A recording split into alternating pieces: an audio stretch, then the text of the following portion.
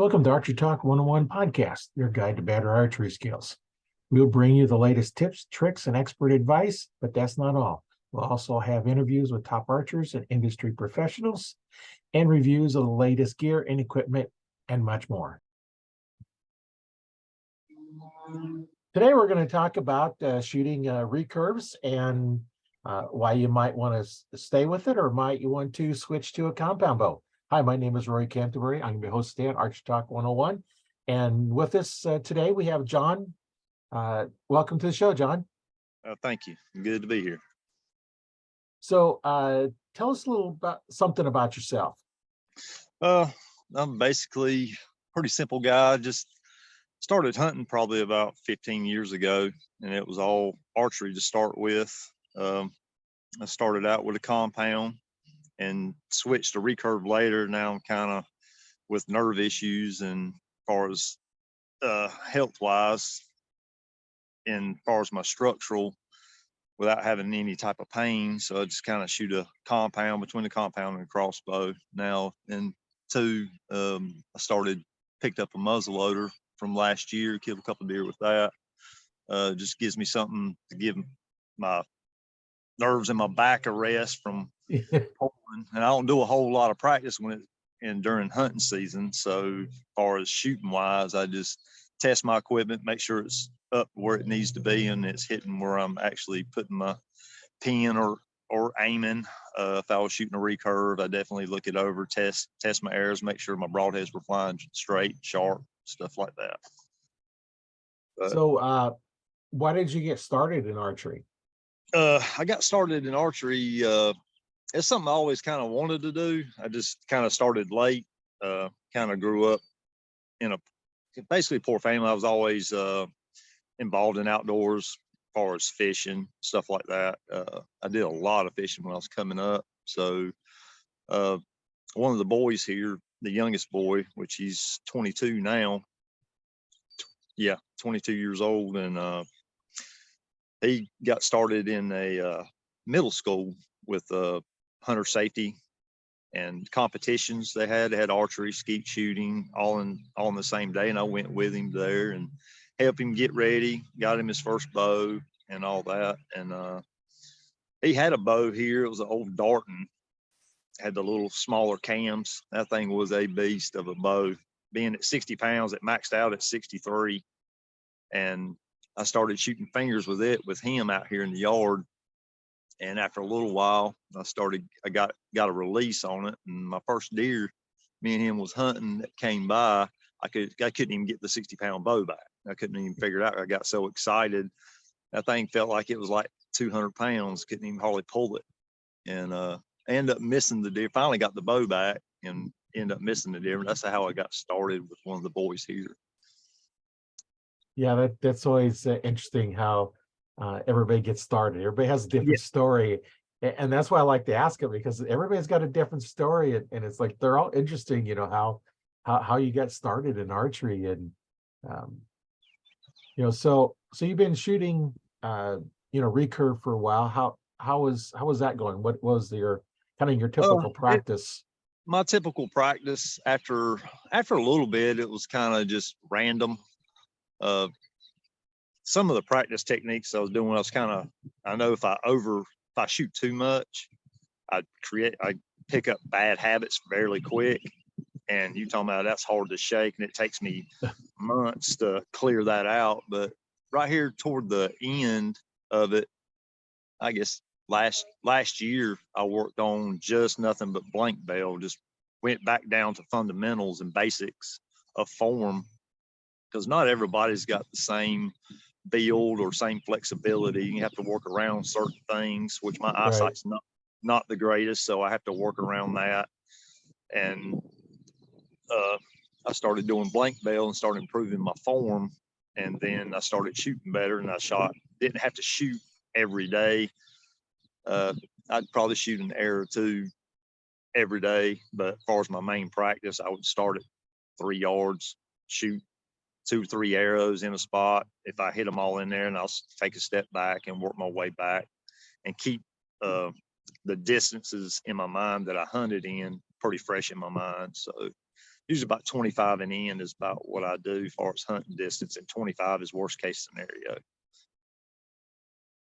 Yeah, with a recurve, you don't have quite the range that you will with a compound or a crossbow. No, it depends on where you're at. I know South Cox, I mean, him hunting out there in the Midwest, most guys that hunt in the Midwest with traditional equipment, they may close the shot maybe 50 yards, and they practice that. I mean, met Randy Coolin, he said he's got to have a minimum of 50 yards, which he hunts more open areas than I would Right. here in North Carolina. My average hunting distance with a recurve a couple years ago was about 8 yards. I can literally see the deer's eyelashes when they come in. That were that close. Yeah, that's always cause nice when you get them in close. I've shot them and watched the hair change colors as the arrow, cut Oh through the yeah, hide and go in, and that's cool where you're that close to get them in there. And that's what's nice about archery is because you have to get them in close. oh yeah. Especially like, my eyesight's not quite as good as it was before. And, I don't see the pins as well as I did before. And so, I'm kind of, my max distance is going to be less than, when I was 20 years younger, when I could see those distances. Me with me shooting traditional, it's made me a lot better hunter on shot selection, on the shots I want to take. And I mean, last year I hunted with a compound, and just because of the nerve issues, and shot 2 deer quartering away with 2 different compounds I had set up, and shot them both quartering away. One ran about 30 yards, another one dropped right there in front of me. So it's shot selection that's one thing traditional has helped me with, is having better shot selection and putting the animal down faster so you don't have to track as long. And some people get excited. I've been there, got excited and made bad shots, and you stomping around through the woods trying to find a deer that really is not dead, it's just wounded. Yeah. And then they're just, they heal up and then they're just gone. And, Oh, other times it's like you stop and you stop and you stop and it's like, you finally find it. It's like, and it buried itself underneath the bushes. yes, definitely. Yeah, It crawled in there, and I've done that one time. We looked and looked and looked. I shot deer. It was fairly close. It run out 30 yards, stood broadside to me. So I leaned out, used my safety belt to keep me from falling off my tree stand, and shot another arrow, and it run to the top of the hill and made a right turn in the bushes, and that's where it laid. And we're walking out there. We can't find it. We look to the field on one side, look to the field on the other side. We come back, and finally, because we'd lost the blood trail. We couldn't find it anymore because it just turned, and we looked at it. Sure enough, there it was. It took a right turn right into the bushes, and that's where it went. yeah, they got a knack of laying down, going to heavy cover. That's the thing they feel the safest. They're gonna get out in the safest place they can, and usually that's about where they stop. As long as you ain't leaving the tree stand a little bit prematurely to go look, then you start pushing Yeah. them, and they got to drive. And that's the thing about archery. You can only control the things you can, and other stuff you can't control. You just have to kind of leave it to itself. Yeah, I had a couple of good hits on it, and we still waited like 3-4 hours before we Yeah. started. Knowing that, with archery, if you push, they're just gonna run off, and you'll never find them. Oh yeah. Yeah, especially if not quite so good a shot. I always try to go for double lungs. Usually for me, they fold up within 25 yards. They can't breathe. They ain't running far. They cover a lot of ground No, in those little few seconds, but if they can't breathe, they're going to just be done. I like to catch the liver a little bit with it.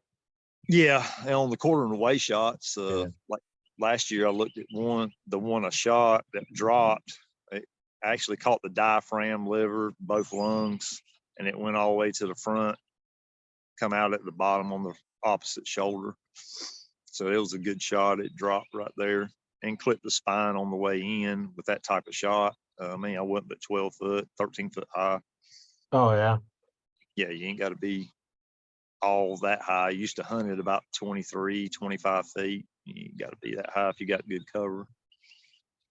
Yeah, and then if they come walking in real close, it's a real tough shot shooting almost straight down. Yeah, I think the toughest shot I've had is I was 20 foot up and the deer was 20 yards, or not 20 yards, but 10 yards. And that angle's near about 60, 70-degree angle, clip both Yeah. lungs. And that is one of the toughest shots that I've made. And that was with a compound. I was sitting down. That was pretty tough. Yeah, that makes kind of even a rough one because the angle you have to twist that Yeah. in order to get down that far. I see Yeah. a lot of people do that, just drop their arm. It's like, well, no, that's not your forearm. Your forearm is here. You're bending it to waist, bending it to waist, and Yeah. that's why it's nice to have a safety belt on, because now you can lean and depend on the belt. Yeah. That's what I had I've to done do. that. I've I've done that many times. Yeah, the deer was actually sideways. I was sideways to the deer, so I was able to tilt my body down to keep my triangle like it's supposed to be, and that's how I made that shot. If I'd have been any other way, I wouldn't have made it. I'd probably end up shooting over the deer or under. Yeah. It's It's tough to get those angles too, isn't it? Yes, it is. So that's why I hunt a little bit lower to the ground and find more cover to have around me. More cover you have and the lower you are, the less that angle is going to be, and probably a lot more successful most people will have in finding their deer. Well, and you have too much of an angle, the exit hole is too low and it plugs up, and then you don't really get any blood like you would normally.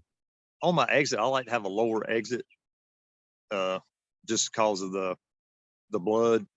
If it's higher up, it takes a little bit longer, and then you start getting specks. I much rather come out low and come out with both lungs. They're going to breathe out. They're going to have blood coming out their nose, mouth, and plus the side. So it gives you a lot more of a trail to follow. Yeah. If you had to go look for one. I had one I was hunting in a snow cover, and I shot this doe, and I'm looking at the footprints as it's running, and the blood trail in the snow is about 3 or 4 feet to one side. It was like, here's the blood trail, but here's, over here is where the blood trail is, but here's where the footprints in the snow are at, because there's no footprints over there. And so I was able to just follow it right up to it. It only went like 10 yards. Yeah. It's bleeding out that quick. It's not going to last long. No, it's shooting out pretty good if it's blowing out that much. And that was really good shot. I mean, that's what I try to do is try to practice to where I'm putting the animal down quickly as possible. And that's the name of the game. So how is different, because you've hunted with crossbow, compound and recurve. What's basically the difference between hunting with the different archery equipment? Well, with that recurve or traditional equipment, you pay a lot more attention to detail, sharp broadheads. I try to, when I tune arrows, I just want an arrow that'll fly straight, not cocked, not, doing all kind of different stuff. I want it to fly true as possible. With that, you learn tuning more and arrow flight more so than you would somebody starting out in compound, because usually compounds and crossbows, there ain't no tuning.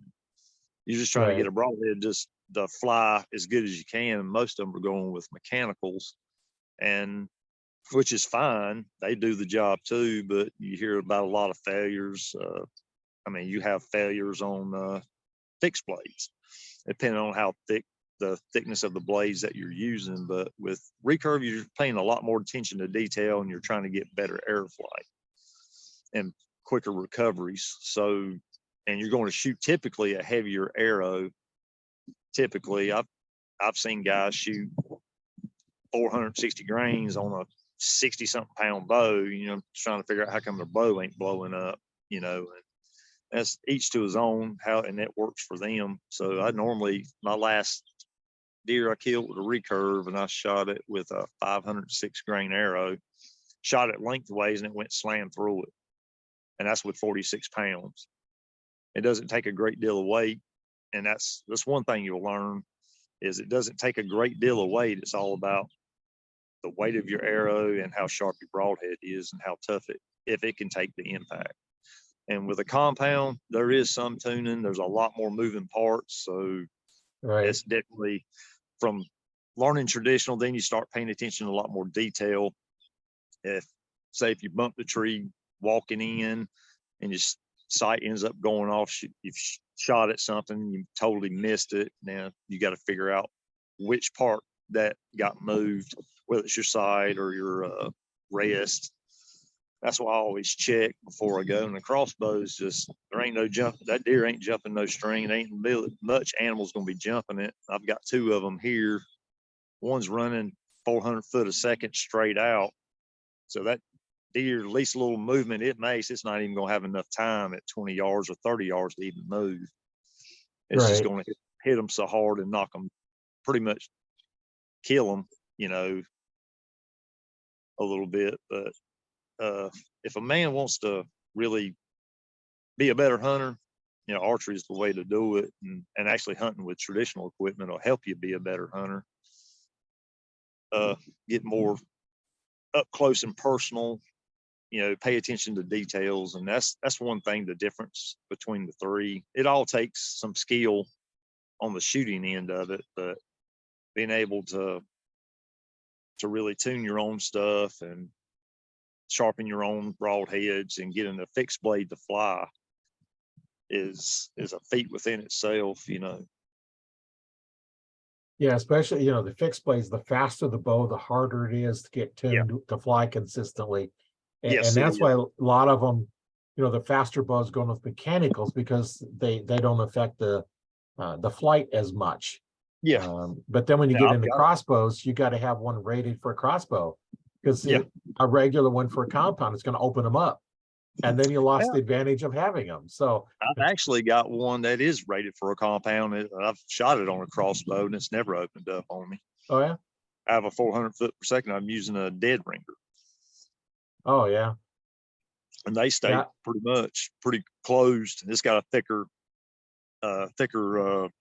rubber or band to hold the blade down. So that makes a big difference. Yeah, that makes a big difference. There's some of the ones, really not designed for that, they're not going to be that strong. No, they're not. And if you have it too strong, then your lower poundage bows won't open them, efficiently when they hit. Which way the bows now are nowadays in compound, even the lower poundage. I mean, I'm shooting 60 pounds on a compound. I'm looking to drop it another 5 pounds. I've got one bow set up in there at 56, and I shot a mechanical out of it, and it opened up. So it's like I said, more shot placement than yes, it is anything else. As long as it's razor sharp, that's the big thing: shot placement and a razor sharp broadhead. And as long as your arrows fly pretty decent and not going all over the place, being right spined is a key to about everything. Yeah. I know my first deer, I was 20 feet up in the air. It was 40 yards away, and I was shooting my bow. It was 52 pounds. Now I got to remember, this is in the probably the 70s, or early 80s, so they weren't, no fast bow or anything. And I was shooting a full length 2117 arrow with 145 grain tip. And when I shot, that deer turned around, my arrow was hanging almost all the way out. I think the fletching stopped it from going clean through. Oh, wow. And that's 52 pounds with a big, heavy arrow. So it was not flying very fast. No, it doesn't. It's usually momentum and velocity are 2 different things. If you got enough for momentum to work, you got to have enough weight to push through the object that you're shooting at. And usually with a heavier arrow going slower, it usually will go through about anything. I mean, the deer I shot a couple of years ago, it was shot with a Bob Lee Black Hawk with carbon limbs, and it's their version of a super curve. but with 506 grains and a 3-blade. And I was shooting a 3-blade Woodsman Elite broadhead, and it went slam through the deer. It was sticking in the ground when it passed through. So it's a lot of it has a lot to do with the weight, and some people, it depends on where you hunt at and what you're trying to accomplish. So I don't hunt in the Midwest, so I don't really need a lighter arrow for flatter flight. All I got to do, I mean, my farthest shot on average with compounds are 15 yards. I can get within 15 yards of about any game most of the time. So that's why I shoot a little bit heavier. I like to be between 425 and 450, which seems to be a pretty good happy medium, but definitely anything over 400 is good for me hunting here. Yeah, my hunting arrows, when I had my shop, they were PSC come out with what they called their hunter shaft, which is a 7,000 straightness. So I got some in just to try it. Yeah. And so I ordered some in, supposed to be a 300 spine. Wait, PSC does them. There's 100, 200, 300, 400. And the higher the number, the stiffer the spine. Yep. Kind of reverse of what a lot of the other ones do. And they were supposed to be, the arrows I got in were supposed to be 300 spine. They come in 400 spine. So they were heavier. Oh, wow. Yeah, so they were heavier, and my normal arrow runs about 360, 370 as far as grains with a 100 grain tip on there. And shooting out a 70-pound bow, you know, they zing pretty good. But my hunting bow, I had, when I got ready to replace those, I had to put weight tubes in them to get them the same weight, so I didn't have to change my pins too much. Oh, yeah. You know, otherwise, you know, I got to completely change all my pins. Oh, yeah. And so I tried to match the weight as close as I could, so I didn't have to, you know, just kind of tweak the pins a little bit. And so my hunting arrows now have weight tubes in them. So once I'm done with those arrows, I'm going to have to re-sight in because I don't have any more weight tubes. Yeah, that's the only downfall to hunting heavier arrows compared to a little bit lighter setups. You have to be mindful of your distance with that little bit heavier of an arrow. And usually what I'll do, if I've got one arrow right now set up at about 430 grains, I'll get my 20 sighted in. Once I get all my pin sighted in, I'll see how far that 20 pin will shoot and move back in 1 yard increments where it's still within reason of in my little kill zone that I want to put it in until it drops completely out. So I know that distance I'm good out to say 23 yards with a 20-yard pin. Then I can make my adjustments and go to 30 and do the same thing before I have to kind of split pins and all that. So I'm pretty familiar with what my setup does before I even go to the woods. Well, and there's a couple different ways you can set your pins up. One, you can set one for 20, 30, 40, 50, 60, or you can say, okay, I'm going to put this pin right in the center of, you know, the kill zone. So like you're shooting a 5 spot. I'm going to put the pin right in the center on the X, and I want it to hit at the top of the white, you know, stay within that 5 spot. And I'm going to move back until it hits at the bottom. Then I'm going to set my next pin where I'm aiming in the middle and it hits at the top, and then move back and get to the bottom. So now you have basically a close pin and a far pin. Yeah. You know, so you have 2 pins, and it's like, okay, if it's close, I use the top one. I'm within the kill zone. And then the next one, it's a little further. I've never set them up that way because you know, being an engineer, I like a little more specific. Yeah. You know, I don't like that. Well, it's close, you know. If I want to aim at the X, I want it to hit the X, you know, and so I set one up for 20, one up for 30, and if it's 25, I just stick it between the 2 of them.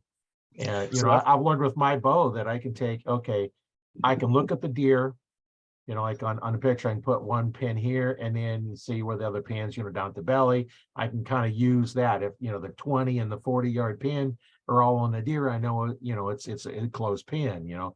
So if I get where I can't do that, now I know I got to move up and up and up. And so I can kind of use my pins as a rangefinder.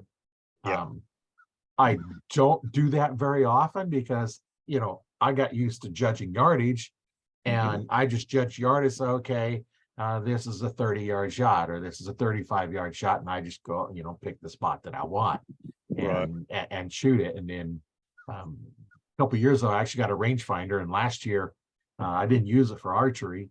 But when we were setting up tree stand, it's like, okay, I ranged it. So I was like, okay, I know that's a 30-yard shot out to that row of trees. And you know, if they're out in the middle of the field, well, you know, you kind of figure out where that's at. And Yeah.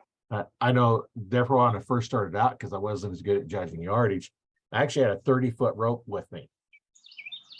And I'd stick at the base of the tree and go out 30 feet and put something to mark it. And Yeah. then I'd pull her rope and I'd go out, okay, so there's 10 yards, there's 20 yards, you know, and then, you know, then I wasn't as good out at longer ranges. So it's like, okay, I just know, is it within 20 yards? Because that's what I'm going to shoot. I'm not going to shoot way out there. You know, Right. at that time, I was just starting out. My skills weren't good enough to make those shots. And, you know, now I can, but I can't see very well out that far. You know, I started getting out there, you know, the 30, 40-yard shots. And it's like, okay, my pins are all blurry. I can't figure out which pins is which, you know? Yeah. Most time I'm hunting thicker cover anyway. So 30, 40 yard shots are out of the question. Some places you're lucky to get a 10-yard shot. It's so Yeah. thick, you know, and but open fields, stuff like that, at field edges, yeah, 20 yards, 30 yards is good enough.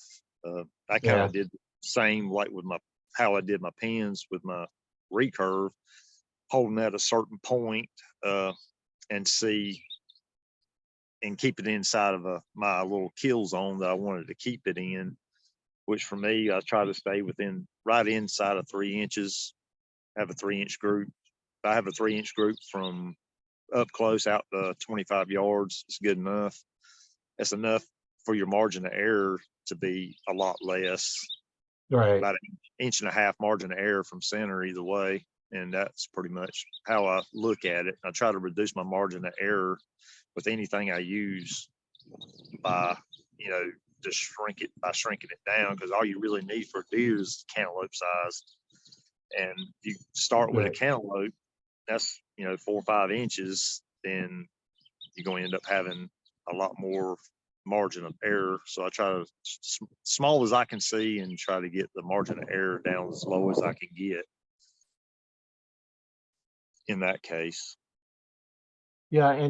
And you talked a little bit about, you know, technique where you go up close and you shoot, you know, and then you start stepping back.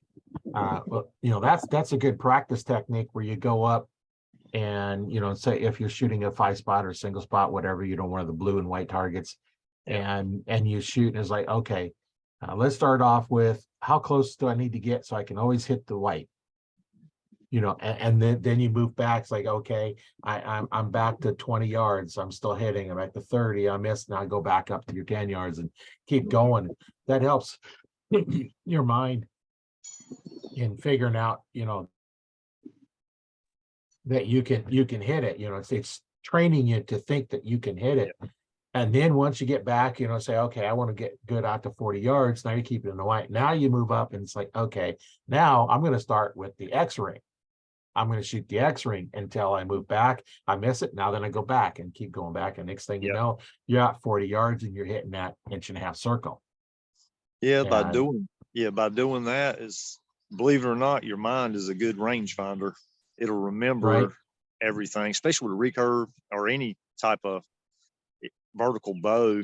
You get muscle memory, and usually your subconscious will always picks out the good stuff. It don't ever pick out anything bad. Once you hit a target, it takes a picture of it and Right. where you're going to hit it. And a lot of times people will fight themselves, like having a front seat and a back seat driver. The back seat drivers try to run the guy in the front, and that's where you Right. start problems.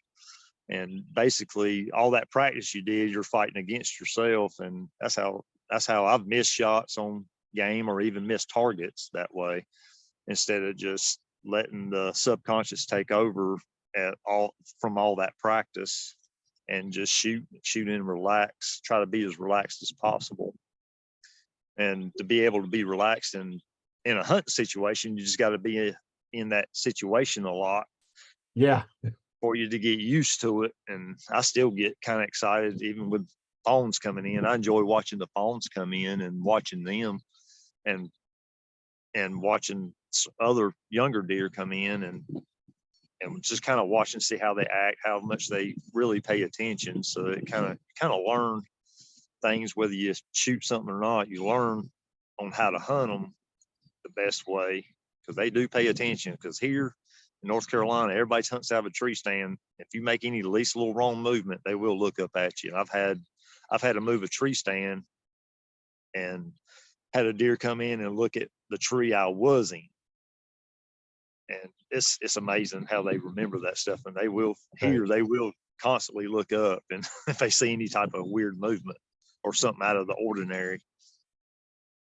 Yeah, I know there's a place around here that a lot of people hunt, and the deer are trained to look up in the trees. So, Yeah. If they see, don't have to see any movement. They just see a strange bump on the tree. They Yep. look up at it. They're trained that they have predators above them, and they look. And, Yeah. Fortunately, I've never hunted there, but, I hunt more wilderness type ones where you don't have lots of people out there. And so they're not trained. I have one of our state parks has archery in there. You can do archery or shotgun, for birds. And, they're used to people all the time. There's people in there all the time, because it's a camping area. Yeah. And so they aren't really bothered too much by, people. They'll move around out of their way, and it's not like they're paranoid and they go running around, but they will snort at you if you've done something that, creates a smell they're not used to. Yeah. Oh, I did that once, not even thinking about it. I went out hunting in the morning, went home and mowed the grass, come back, and it's like, didn't even think about it. The fact that, I smelled like gas, and here about 100 yards downwind from me, this deer's snorting because it smelled a strange smell. Yeah. Like, Oh, man, time to leave now. It's like, I didn't even think about it, when you go home. And I just did stuff and went back that afternoon. And yeah. They're amazing. They're amazing animals to hunt, that's for sure.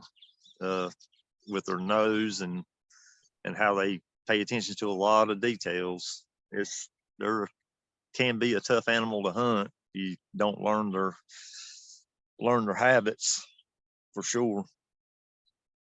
so what's been your most challenging hunt? Most challenging, I would say, I don't know. I would say probably hunting with a recurve was probably the most challenging, most fun. Because if you mess up, it's you. It's not no bow equipment or anything of that matter. You screwed the shot up. So there's so many different variables that go into it, because now you're shooting with fingers and shooting with no sights. And I started developing after a little bit. I started developing gap shooting. That helped me out quite a bit. So which I already had some split vision anyway, because I do see my arrow, I do see my hand on my riser, I seen everything. And some people I talk to, I don't see anything but the target, and everybody sees something different in their sight picture, and they have to adapt to what their sight picture is to be hitting their target pretty successfully. And hunting with a recurve, it's definitely, you get excited. There ain't no draw stops. There ain't no back wall. You can pull that thing back around your back of your head if you can get it back there. If you get excited, all that adrenaline, you end up pulling way back, and you end up, missing or whatnot. But it's probably the most challenging. But once you get everything down pat, you basically, your anchor point's your draw stop, back wall. Right. And you just do a little bit of back tension. It shouldn't take a lot of movement with that to get the air to be able to get a good release. But it took me a while to learn back tension. I was learning it on a recurve or longbow, and that back tension, it'll help you come off straighter with the arrow. Because I can tell if I missed left or right, I knew what I did. It's just, like I said, it takes a lot of practice, a lot of blank belling to fix that problem. And I even bought a trainer, archery trainer, to where you just tie it. It's kind of like a heavy duty 550 cord, Right. and you hook it to your bowstring, but you can't, and just set it up enough to where you can't grab the string. Now you got to use your back to draw the bow. That was challenging. And especially you can do it on a release because it'll make you keep tension backwards instead of creeping forward. I had that problem. So using that fixed a lot of those problems, because if you creep a little bit forward when you release, that thing will just like pull you to it, scare the crap out of me. And once I started getting used to that, I started doing a lot better and going over my form and getting my fundamentals down. That's probably the most important thing. Everybody wants to get to shooting good right off the bat, but there's a road of processes you got to go through to be able to shoot good. Yeah, I know when I was learning back tension, it was with compounds, and there was, back in 95 is when I learned it. And before that, I'd heard people talk about it. It's like, well, how do you know when you shoot if you don't know when it's going to go off? And I just didn't understand it until, I learned it. And it was like, oh, I see. How do you know what you're going to hit if you know when it's going to go off? Yeah. And and I look at too, some of the podcasts talked about, target panic, with a wrist strap is caused by pulling the trigger. Yeah. Because if you know when it's going to go off, you can have target panic. And now if you don't know what's going to go off, you can't have target panic because you don't know when it's going to go off. You're just aiming.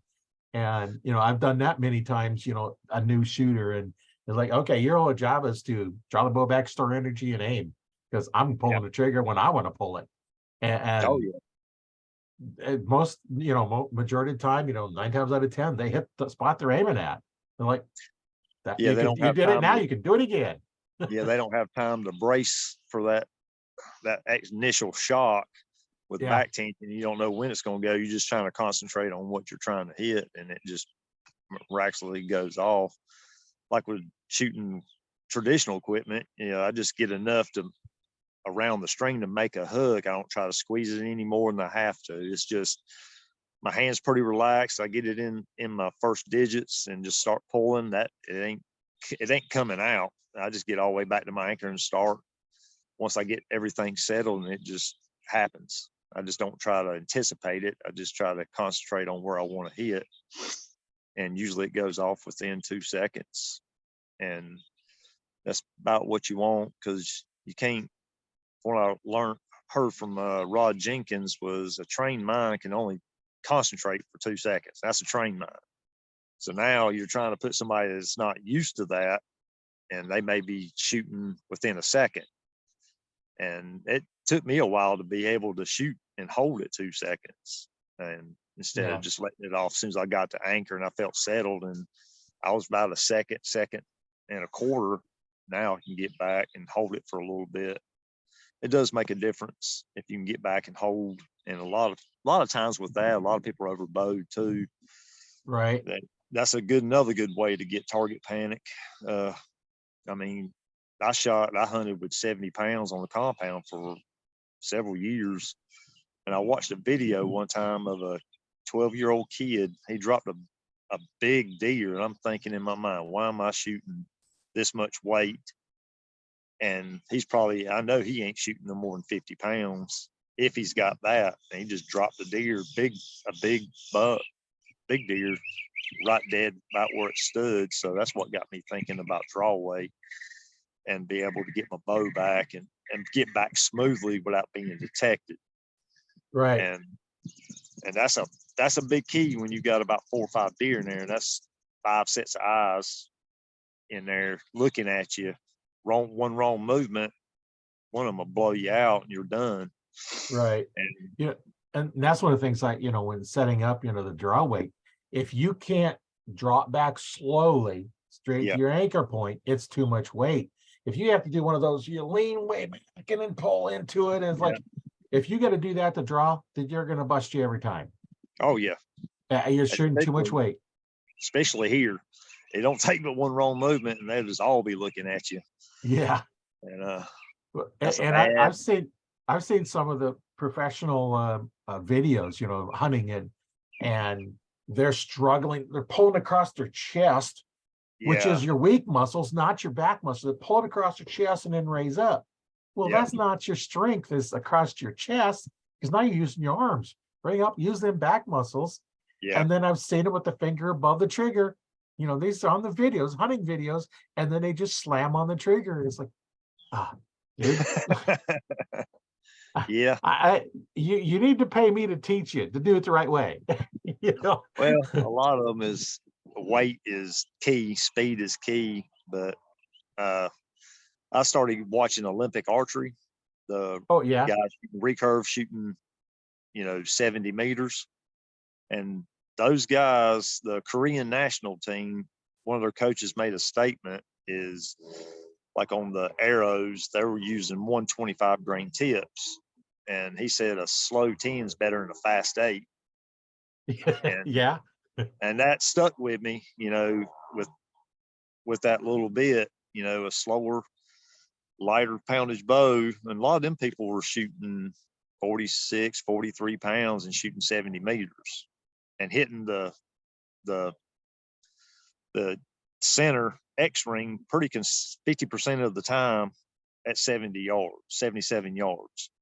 Right. So, I mean, they got something there. And that tell you, I mean, if I shot 50 pounds on my compounds, I wouldn't have an arrow left. I shoot better.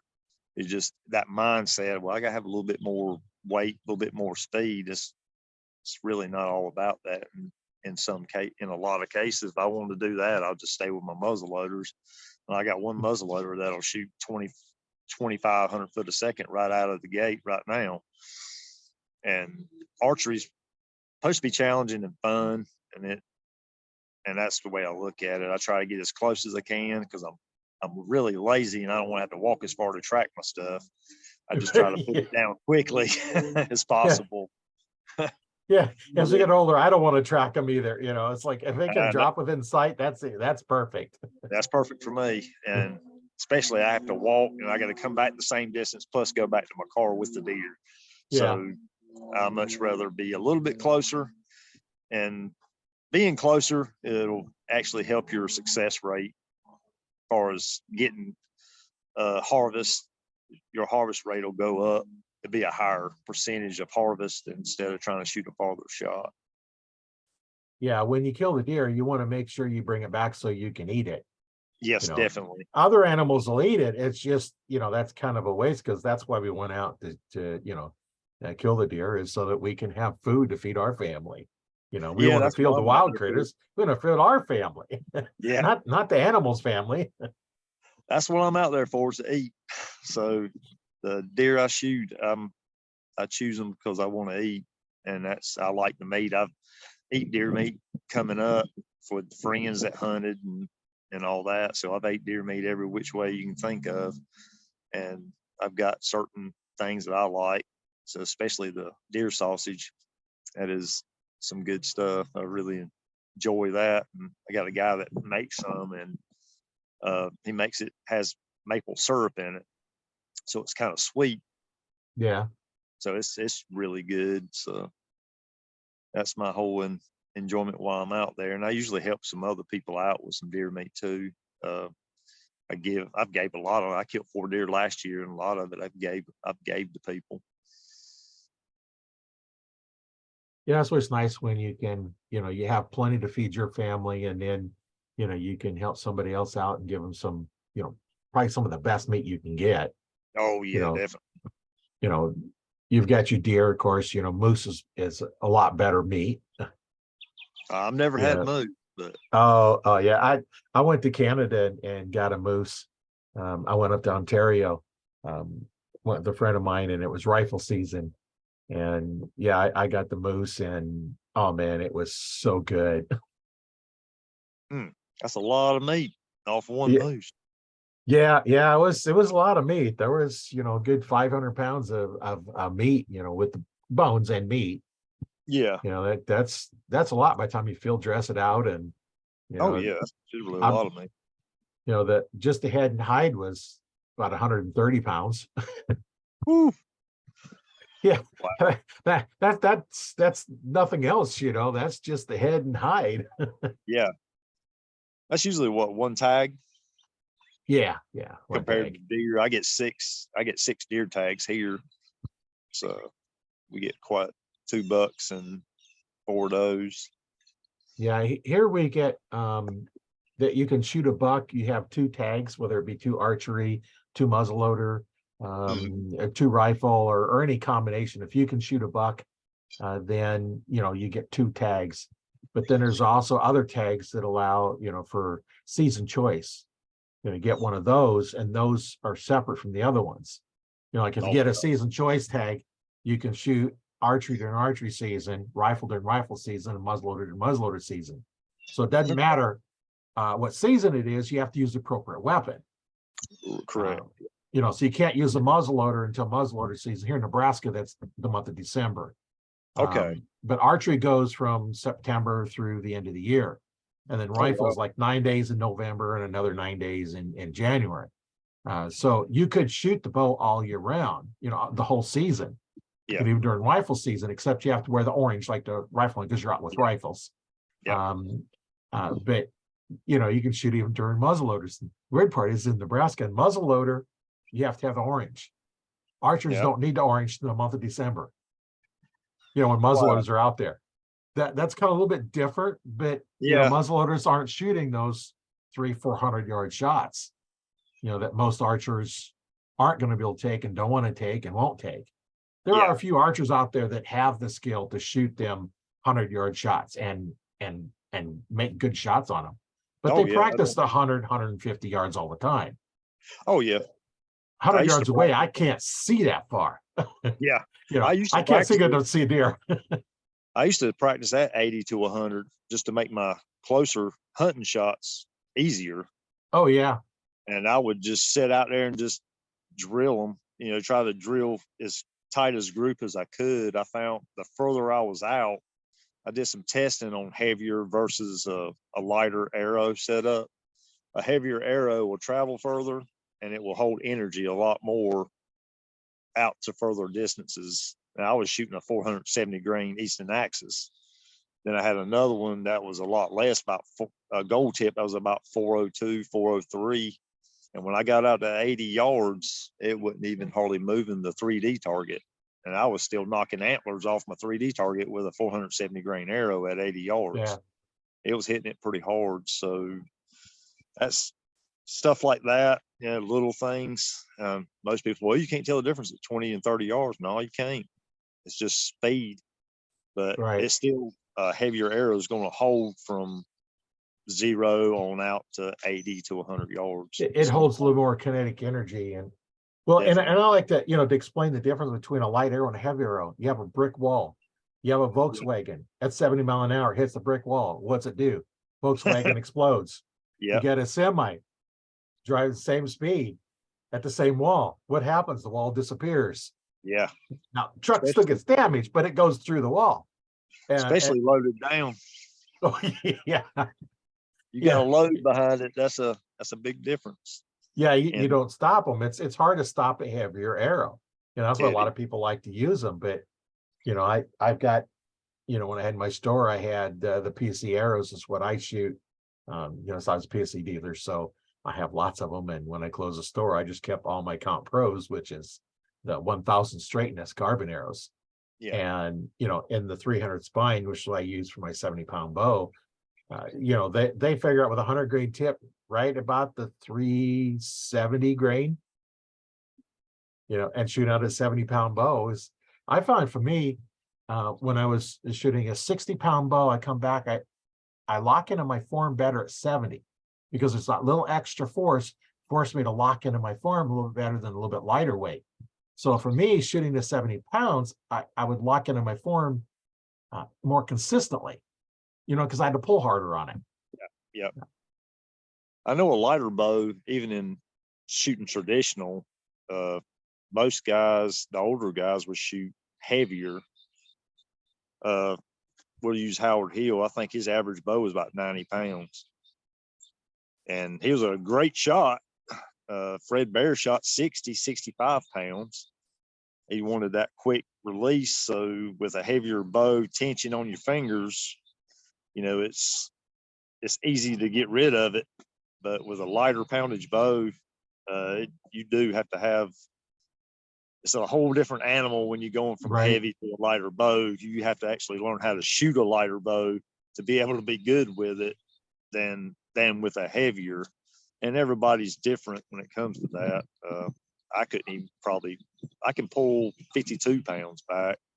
I think I could pull 60 on a recurve. I've never tried it, but 52 is pretty easy. I can get back to my anchor, but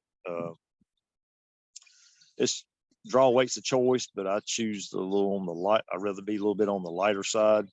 So if I'm sitting for a while, it's not a guarantee the deer's going to come in. First 5 minutes I'm in stand. So especially cold weather, if I'm hunting with archery equipment, I want to be able to get that bow back. Because I know what it feels like not be able to get a bow back on a deer that's standing right there perfectly in front of you. Same here. I was telling I was doing a lot of shooting in the summertime and going to 3Ds and stuff. Come hunting season, I pretty much didn't shoot. Yeah. Well, we're in, I forget, like late November, December sometime. I'm in my tree stand and I go to draw back my bow because I always like to draw it back when I get in the tree stand, make sure everything is good. And I'm trying to draw it back and I'm struggling. I cannot get it back and finally get it back. After waiting a while and taking a break, I was finally able to draw it back. But in the process, I hurt something because I hurt for about a week. And it's like, I shoot this weight all the time. And what I hadn't been doing is keeping up some practice time and going through the motions. I was lost enough strength and cold. Once I warmed up, I just drew back, no problem. Yeah. But the first time getting a tree stand, it just didn't work. So, come archery season, it's nice to keep doing some kind of practice, even if you just have a bale in your basement that you pull, draw back and shoot. Oh yeah, you got to be able to get your bow back. If you don't shoot the muscle that you had, you're gonna lose it.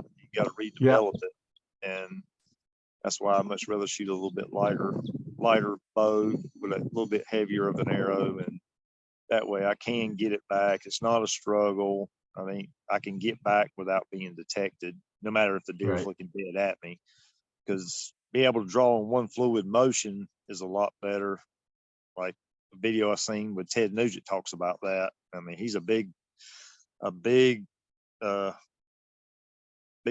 thing on draw weight. His wife only shoots 38 pounds, and she's killed game in Africa and all that. And they said they've always recovered her animals, and I think he shot 48 for a long while and shooting some pretty good size animals. So it's a lot of it's, again, each person's going to have to draw weight's a choice. I mean, I'm not going to rag somebody because they shoot 70, 80 pound bow, but once I watched that video of that kid shooting, and I was shooting a lot less, at least 30, 25, 30 pounds less than I was, and he dropped a big deer. It's like, that's why am I struggling with it? And the older I get, I want it to be more comfortable and enjoyable to shoot. Right. Not a workout, Yeah. I just want it to be more enjoyable. So, and it helps you, with your practice, you're a lot more accurate when you can hold it steady instead of you're worn out by the time you get the bow back and you're all tired. Now you can't hold steady, so you can't hit what you're aiming at. So. Yeah, and there's been times when, because when I was shooting 70 pounds all the time, I'd do the 300 round, and my scores actually went up the further I went. Even though I'm getting more tired, it's like my scores are going up. Oh wow! And like weird, that my last group is better than my first group, and then. Yeah, on my case, if I do that, my scores will get worse as more I went on, and that's why I dropped my bow weight down several years ago, right before I sold my last compound. I had a Bear Arena 34, and it was set at 60 pounds, and I shot a deer with 62 pounds, shot slammed through it, and the arrow didn't deflect off no ribs. It just went straight in, straight out, hit the ground the way it come out of the bow. No deflections, no nothing. It blew through everything. I shot it with a 100 grain slip trick standard. And so that's why I ended up staying at a lower poundage. And actually, one of my deer I shot last year was one of my compounds set with 56 pounds. And I shot it with a Muzzy 1 broadhead 100 grain, and both my shoulders were bloodshotted. And I shot it quartering away. Yeah. because the processor, when I took the deer there, they said, well, your shoulders are shot. I'm like, what? I'm going, I ain't got but a 56-pound bow set up to 56 pounds. He said, come on in here. I looked down, they're both bloodshot, all tore up. I couldn't believe it. So that's why these newer bows now, with the technology, you can get by with a lot lesser weight and Oh still get yeah. the same performance. I mean, it's unbelievable how far they've come along. Well, with the And older bows, a lot we put overdraws on them. yeah, Because the brace height's like 8 inches, and we put oh overdraws yeah, on them, so that arrow is actually behind the riser. yeah, And the only problem with that is I've seen guys put broadheads through their hand because the arrow fell off and they didn't know it, and it was behind their oh hand. So whenever I set up a bow, I'm going to set it so the tip of that arrow is in front of the riser. So if it yeah, falls off, the arrow is sitting on your hand, not the tip. And it's like, well, I want it shorter. It's like, okay, draw back. Now, just what happens if this arrow comes off and it's sitting on your hand and the tip is kind of stuck into your hand a little bit? You can't draw back. What do? How do you let down? Well, if it's in front of your hand, you just let down and you're okay. I wouldn't yeah, shoot because it probably smack your hand, but there's like when I set them up, there's a lot of things I look at, for safety. It's like, why do I have the arrows there? And how do I put your position so that your arm doesn't get smacked? Set your draw length right, and yeah, when you draw back, and ladies have other problems. Some guys, that's where they wear the chest protectors, because they come back and a string rubs across your chest. Even the guys wear them. And, so you always have to look at that. So whenever I'm teaching a, lady, I was like, okay, draw back, do not shoot. I want to check and make sure, the yeah, new shorter bows, you don't have a problem with them because the string is such a sharp angle. yeah. But, back when I started, the bows were, 36, 38 inches. Oh So, yeah, but like a recurve, you draw back and, the string is clear back here and it lives way down there. So it runs across you. So, you always got to make sure you're looking at that and where you're at. And, oh yeah, definitely. there's a lot of things you got to look at for safety before you even say, don't shoot, just pull back and hold. And then I'll let you know, make sure and go through all the safety things, make sure your arm is not cocked in, Hmm. and it's like, okay, you need to let down, you need to fix something. And, I Yeah, that's kind why of I like. teach the whole process, from your grip, in there. I use the same grip on my compound as I do on the recurve, Yeah, just because that's my grip, that's my arm, that's my position, and I draw back. I anchor my index finger to the corner of my mouth is where I anchor to. And I know this here a while back, I heard talking about string walkers. It's like, yeah, what is a string walker? So I had to do some research on it. And yeah, basically, it's the concept of moving your hand down on the string when you draw. yeah. You're Like, changing the pitch of the arrow to hit where you yeah. want to. Yeah, it's highly accurate. I've messed around with that, and it is very highly accurate. I just can't get my big nose out of the way. So I I'd set up uh, my bow to shoot what they call a fixed crawl. And I had to set up a guy not too long ago uh, on that at an archery shop because he's wanting to try to recurve and he was having trouble getting his groups. I said, well, I can set you up on a fixed crawl and you just put your arrow point dead on the animal and had him at. I asked him what his point on was. Point on distance is about 30, 35 yards. It's like, good Lord, no wonder you're going to end up shooting over an animal. And shortened it up, set him up with it. And a fixed crawl is basically gap shooting and string walking combined, but you're going to a fixed point instead of being normal at the bottom of the knot. You're spaced down, maybe depending on the person, it might be 3/4 of an inch down. You're just placing there, and all you got to do for close shots, you're going to aim a little high. Say 20 yards is your point on. You're putting the point dead center. There's no thinking involved. You're always on that animal to make that shot. So that's a whole nother ball game, but it is Yeah. highly accurate. The aiming techniques are very highly accurate. I shot instinctive, but I shot split vision. So I did kind of use my arrow tip for reference, and it's there.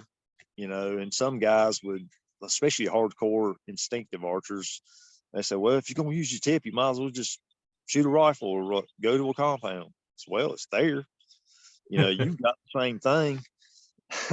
I mean, and that's that kind of describes me. It's like I don't use the tip or anything. It's like, okay, I'm starting reference, because if you pull back to here, you know, and then you pull back just a little bit further, you're putting more power in it, and the tip moves, and it's just too much variation with my mind to you know, get around. So when I do it, I look at where I want the arrow to go, and I draw back and I shoot. I don't, you know, I don't do a lot of shooting a recurve anymore, but you know, that's how I do it, is I just look at the target and, you know, work on training my body to hit that, you know, different distance, you know, move it around a little differently. But you know, that's just me. I try to have a little bit more tools in my toolbox that I can reference to and use, and to help me be a little bit more accurate. If I wasn't sure on a shot, I can gap shoot. I know my gaps with my arrow set up, and there's a certain gap that I can hold.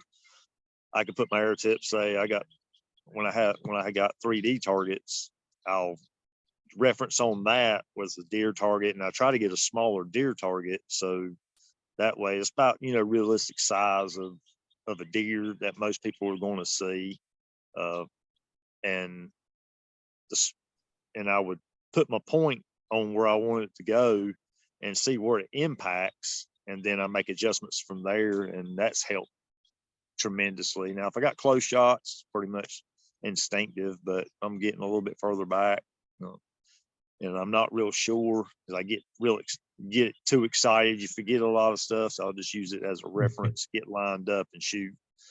And you know, everybody's, you know, has their own style, and a lot of guys are got somebody that's gap shoot, so try to pull a guy that trying to teach him how to gap shoot, and he may not be mentally set up that way to do it. I just had a guy here several weeks ago that's wanting to get his arrows tuned, but he couldn't shoot his recurve consistently. So most of that I've cut off was a 1/4 inch.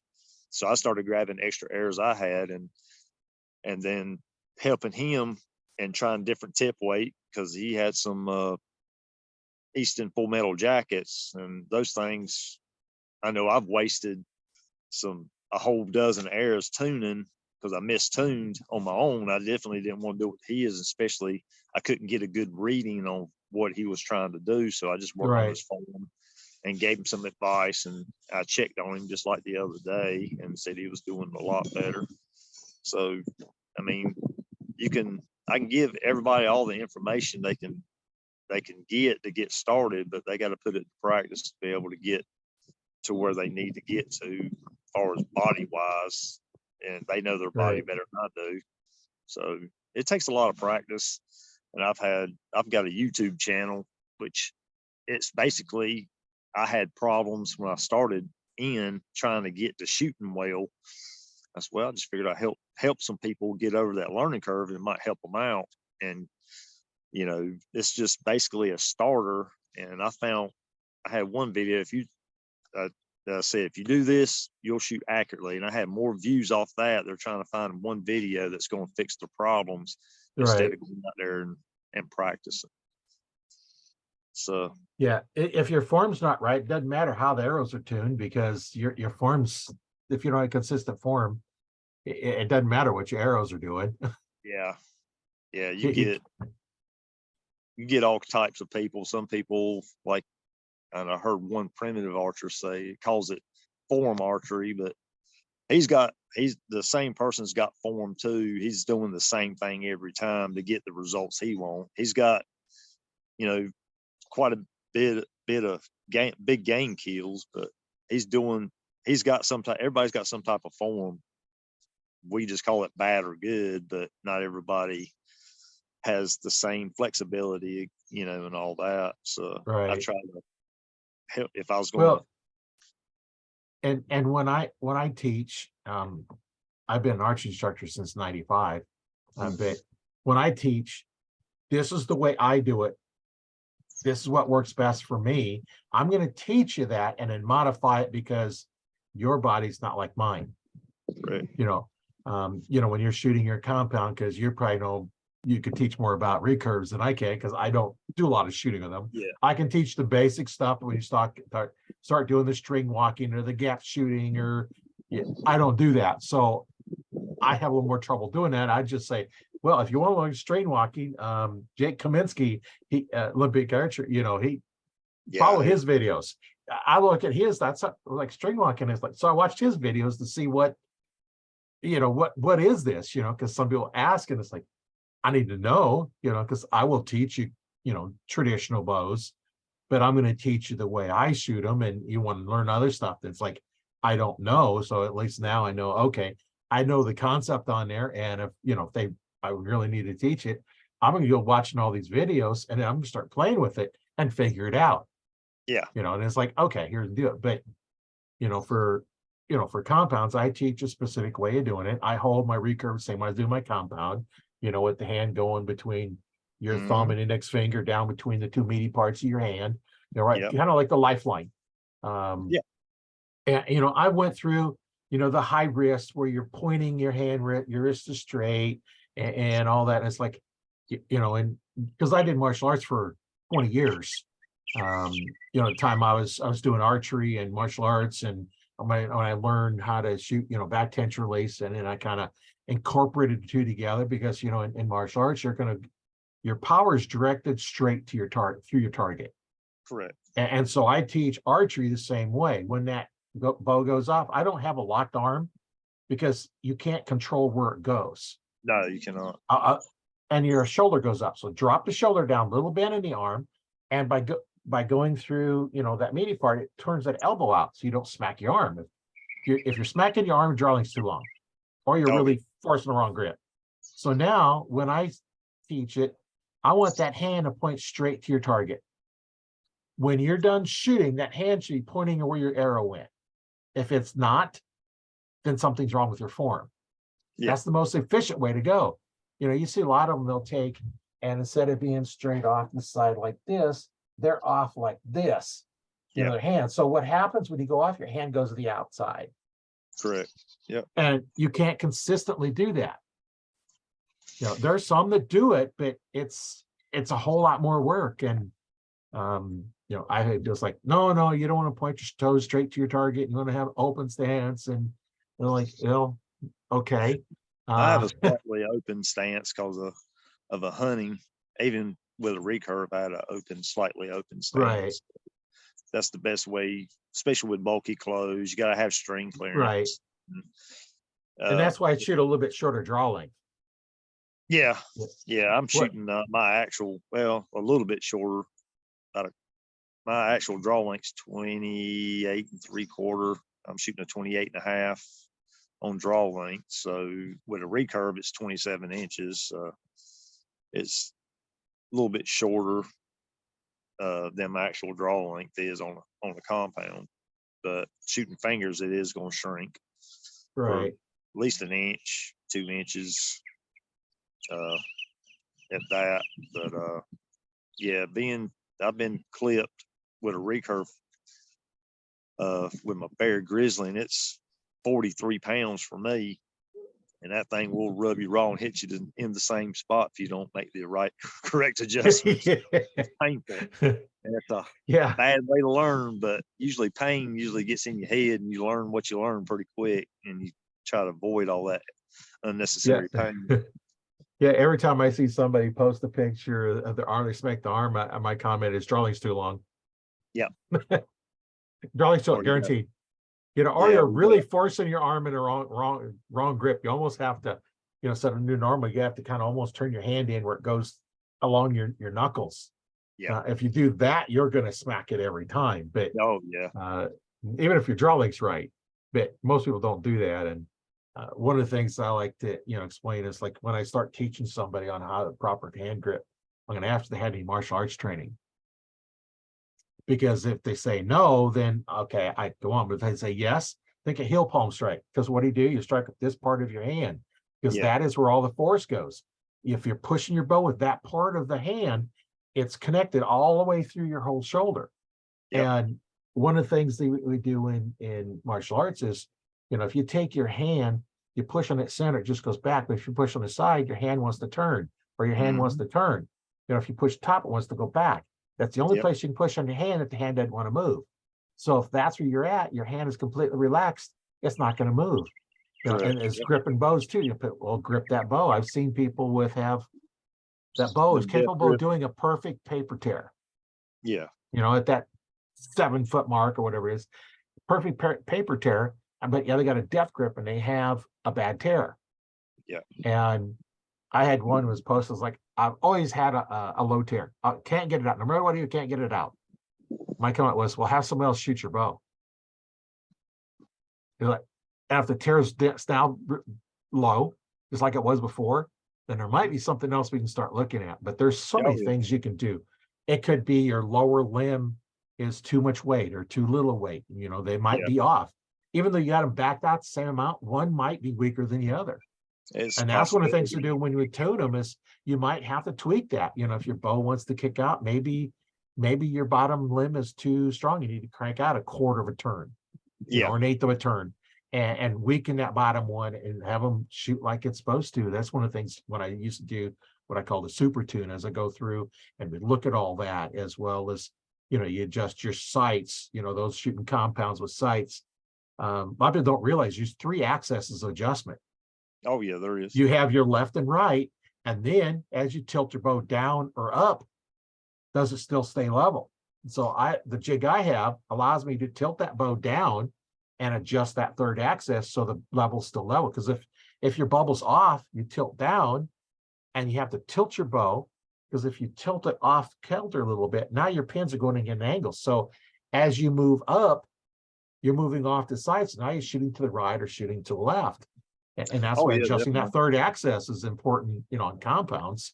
If you're going to be, a lot of them, you don't have to worry about it. I use my level when I come back. I don't even look at it anymore, but I'll draw back, level's level. I don't look at it no more because I know my form is good and everything else good. Some of your higher end bows will have that ability to adjust that axis, the 3rd axis.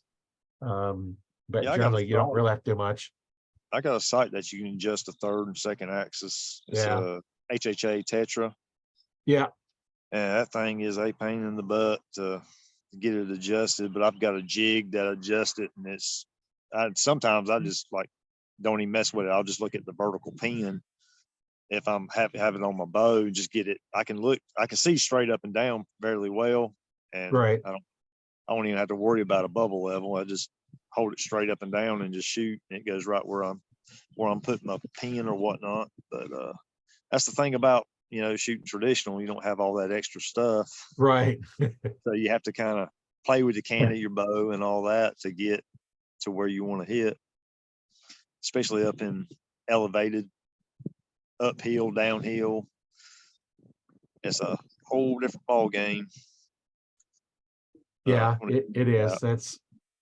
That's thing shooting up and down hills is, gets a lot of people because they don't remember that 3, 4, 5 triangle and how to judge yardage along the horizontal. You don't judge the straight line distance. You have to judge the horizontal distance.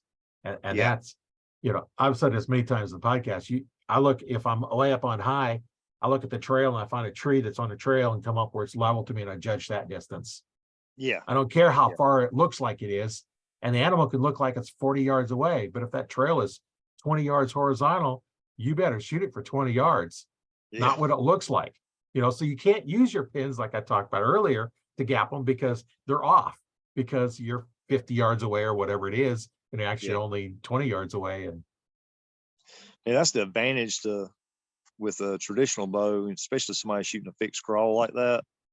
Their point's always on the animal. It's just whether it's high, low. Closer the animal is, say 10 yards, you're gonna hold lower on the animal. The farther it goes, you're gonna hold probably top of back. And that's with me with a 20 yard, 25 yard point on with that type of system.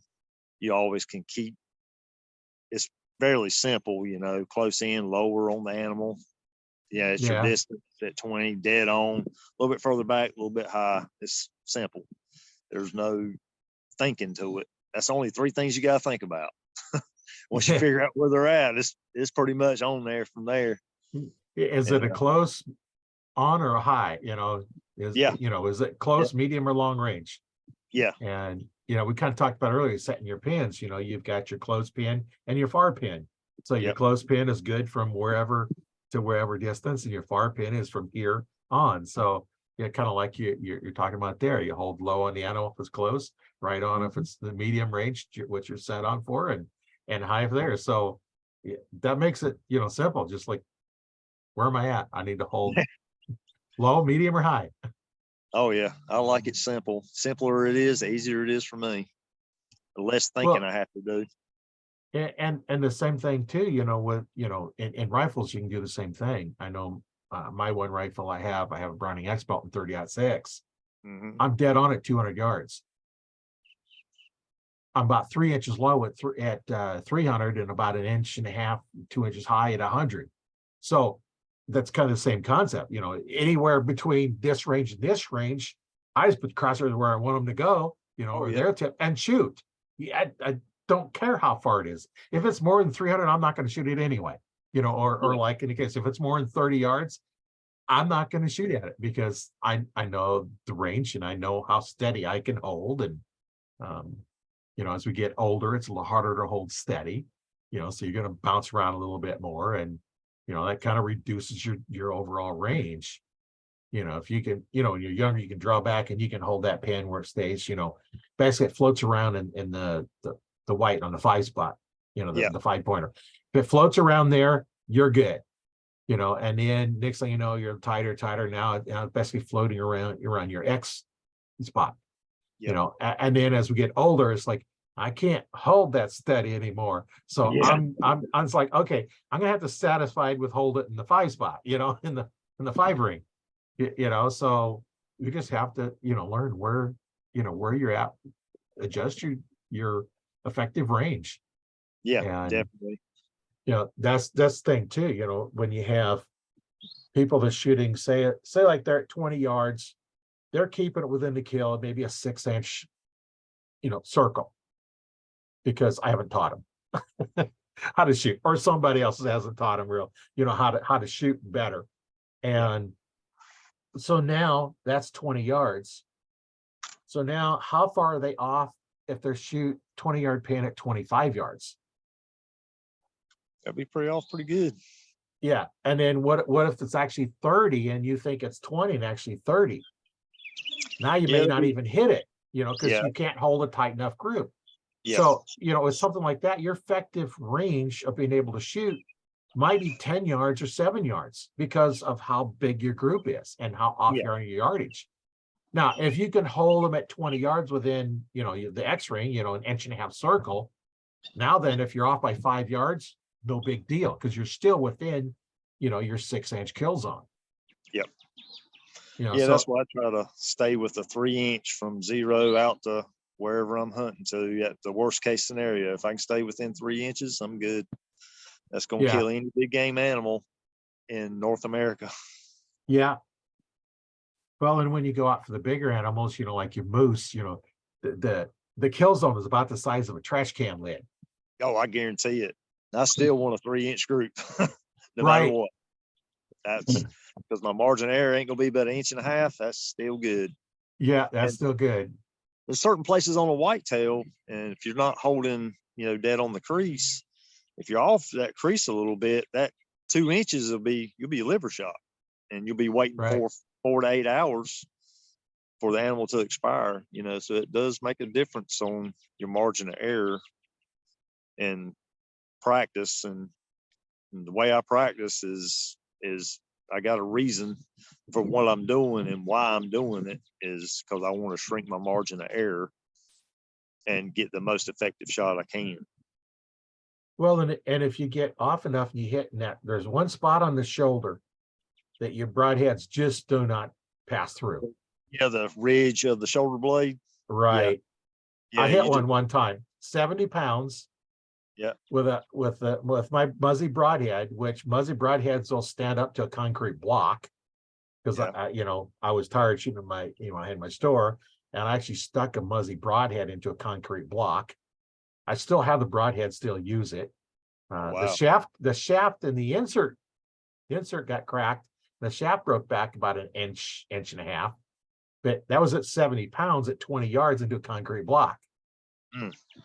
And I found my arrow not too far after. It wasn't really much blood on it. And it was in a milo field. And Buddy and I, we kicked up one deer out of there. It run off, nothing wrong with it. And we stomped for about 3 hours that field, looking to see if there's anything in there. And that was the only thing it got up. It didn't really hurt it. Hmm. Yeah, that one spot, you would think a muzzy bride, which is tough.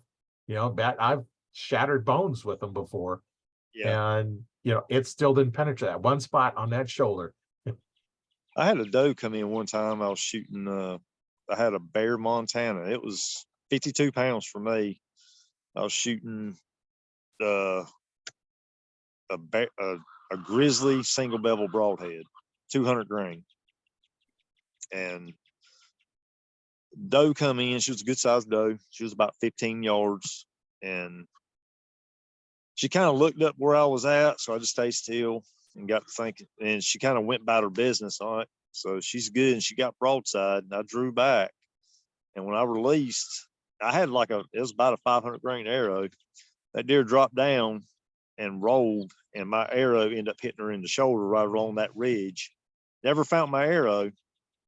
I looked for that deer for 7-8 hours all day, rest of the day, because I thought for sure she was done. And come to find out, it's just I hit right on that hardest part of the shoulder blade. And a single bevel is known for splitting bone. It didn't split that. No, It there's didn't that even one. go in it. It's like So, armor and plating in that one spot. Yeah, it's real thick. It's an edging all the way around it. Right. It's thick and it's hard. I mean, you can get shoot in the middle of a shoulder blade. You can pop it just fine, but that's shooting a bit high. Shooting a bit high on it. Then, and what happened to me was something out of my control, because the animal's not going to stand there like a 3D target unless you shoot them all day long. No. they hear something, and I couldn't believe how low that deer dropped down. Her chest was almost touching the ground and rolling. But I thought I rolled her, and she was still on. She was still on her feet and never tripped up and took off. I'm like, oh man. So I ended up spending a good part of my day till I figured, that deer ain't dead. And I got a neighbor property here. I know the guy that owns it. I told him my situation, and he said, yeah, you can go look. And I tracked all around his property, never even found the deer. And I talked to somebody that was been an elk guy, mule deer guy. I said, yeah, you hit him in the shoulder. That deer will be fine. So I pulled so many broadheads out of shoulder blades because of that, off moose and different other type of animals. And he said that deer will be just fine. So it kind of gave me a little bit more peace of mind. But that's why when I practice, my purpose is to make a better shot, right, lethal shot, and quicker recoveries. So yeah, that's definitely why we want to practice, so we have confidence we can hit what you're shooting at. And oh yeah, that's why I like shooting spots, because that develops your skill. I know I can hit what I'm aiming at. And then I like going 3Ds, because then I know I can judge the yardage. I know I can hit the spot. So I'm all ready. And when I was doing a lot of 3D shoots, I wanted to average an 8. If I average an 8 or better, then it was good. That man, I averaged at least a kill shot on every one. Oh yeah. And I talked about this on one of those podcasts that they have a term. And I think the hunter class, there should be a hunting hunter class, which is scored differently. There is no 5 points. It's minus 5 points. Oh yeah, out of the kill. So that means a wounded animal is minus 5, and then you get your 8 and your 10. So you could actually end up with a negative score. I shot a 3D tournament at with a traditional, and if you didn't get it in the kill zone, it was a 0. Yeah. No score. And yeah. like, ooh. Yeah. I found out real quick. I wasn't all that at certain distances, and that stuff like that will help you find your effective range. Right. because I'm not embarrassed to say, 8-10 yards. I mean, I had an 8-yard average. I mean, I was seeing stuff on deer like eyelashes, and they were pretty Oh, close. I even shot yeah. one at 5 yards, and whatever it takes for me to be accurate and be able to harvest what I'm hunting. And even with a compound, I'm not shooting. I don't think I've ever shot past 20 yards. I think maybe one time, but the rest of the time I've been within at least 15 yards in my Yeah. whole career of Yeah. it. My first deer was 40 yards away. Oh, I've wow. never shot one that far since then. One deer I shot was up close and it went out 30 yards. Hmm. But everything else has been 20 and under. When I Yeah. set up a tree stand, here's the trail. I try to find a tree 20 yards away. Yeah. And those darn deer refuse to go down that trail. They're always coming closer. Yep. Yep. Yeah, they're coming underneath my tree stand and 5 yards, 10 yards away. And um, I know even one time I had set up and there's a trail off in front of me and off to the right of me. And I heard this deer coming to the right of me. It's probably about a 10-yard shot. Hmm. And I shot and somehow I completely missed and hit the tree on the other side of it. I buried my broadhead into a tree. It Yeah. run towards me and turned around and said broadside, even closer shot. So I was able to get it, Oh, wow. because the sound was over to the right of it and I was the left of it. And so of course it's going to run away from the sound and then look back where the sound was and see what it was. And then Oh, another yeah. time out of the same tree stand, there's a deer come walking down the trail and I drew back on it and I shot it and it started running off. And while I'm at full draw, I hear another deer coming down my trail that's in front of me, about the 20-yard trail away. Hmm. And so I shoot, watch where it goes. I know where it goes, turn around, load an arrow, draw back and wait for the other one to come out and shoot the other one. And then it run off. And it's like, now I got to track 2 deer and claim 2 deer and haul 2 deer out tonight. Yeah. you Yeah. know, I got a little happy last year. I had some deer come in. I started shooting them, in which, with the tags we have, there ain't no daily limit. So I can shoot whatever tags I have that day. And I've had multiple shots on deer coming in. I mean, even after some being shot, and they'll come right back on in and I'll start ringing them out. And usually you get that. I've got that many. I think the most I've shot in one morning in an hour was 3 deer. They just come right in one after another. I just couldn't believe it. Most time I shoot one, they run off and I don't see another one. But here in the past several years, every time I shoot one, there's more coming in. yeah, So I had to learn to load my arrow off a mistake, once I shot one. I got people that'll take the meat, so it's not going to go to waste if I didn't right. want. I do have people that will take it, and there's always something that I can do with the meat. So it's not, that wouldn't be an issue. But it seems like past several years I've had multiple deer come in after I've done shot one. So it makes it fun, but it makes a lot of work for you Yeah. tracking Because deer out. do you process the meat yourself? Uh, I have. I mean, by the time I drag one, I'm so tuckered out. I mean, I just turned 52, and I'll just take them to the processor and be done with it. Usually, if it's hot, I'm gonna get guts out first before I even Right. call it. And if a game warden in North Carolina hears me, that's what I'm gonna do. If it's like 95 degrees, I'm dropping guts. That meets my priority over Right. me getting the deer uh, tags and all that done. I'll do it after the fact, after I get the guts out, get the meat cooling down. But if it's cold, I'll call it in right there where I'm at, get my number, harvest ID number, and that's the way we do it. Oh, okay. There ain't no physical tag that goes on the deer like it used to be here. So now you got to call it in and get a number. So now you got to have a pen handy on you Oh, to write it on your report card. So that way, when you take it to the processor, if you don't have the harvest number, they won't take your deer at all because they'll get in oh, trouble for what they do. right. So Because they need to have a number for them. yes, and they got to have your information, your license number, and all that. So if something's a little messed up, they'll find out pretty quick.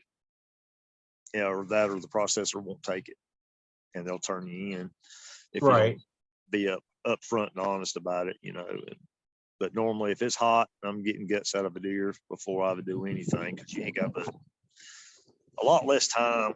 I try to Oh get the guts yeah. out in the first hour. If I can get it out quicker, I will, and it just gives you a lot better quality of meat, and it won't Well, have so much of a gamey taste to it when you start letting guts sit in there and heat build up. yeah, it's well, and you're not off hunting more. You shoot the one, you find it, you get it gutted, and then call it in.